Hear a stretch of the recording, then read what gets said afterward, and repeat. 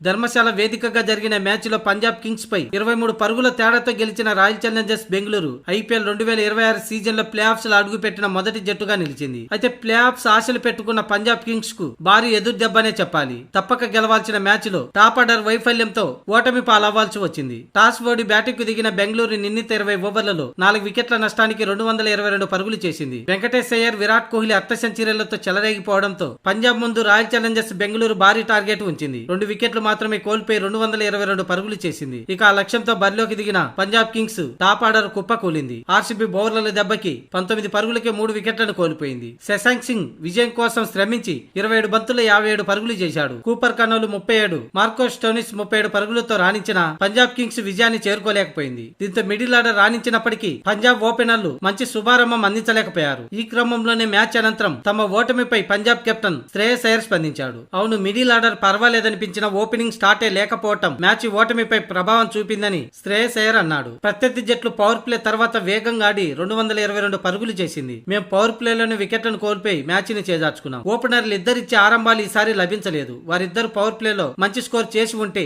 విజయం తమకు దక్కి ఉండేదని, అయితే శశాంక్ సింగ్, స్టోయినిస్ పోరాడినప్పటికీ లక్ష్యానికి దూరంగా ఆగిపోయామని శ్రేయస్ అయ్యర్ అన్నాడు. ఇక మా ప్లే ఆఫ్స్ అవకాశాలు దైవదినం. చివరి మ్యాచ్ గెలిచేందుకు 100% ఎఫెక్ట్ పెడతాం. ఆ తర్వాత ఫలితం దైవదినం అంటూ శ్రేయస్ అయ్యర్ చెప్పుకొచ్చాడు. ఇక శ్రేయస్ అయ్యర్ మాటలను బట్టి తమ ప్లే ఆఫ్స్ అవకాశాలు దేవుడి చేతిలో ఉన్నాయని, అలా జరగాలంటే గుజరాత్, ఆర్సీబీ తప్ప మిగతా జట్లన్నీ ఓడిపోవాల్సి ఉంటుంది. అలా జరగడం అసాధ్యం. అందుకే శ్రేయస్ అయ్యర్ ప్లే ఆఫ్స్ అవకాశాలు దేవుడి దయ్యా అని చెప్పుకొచ్చాడు.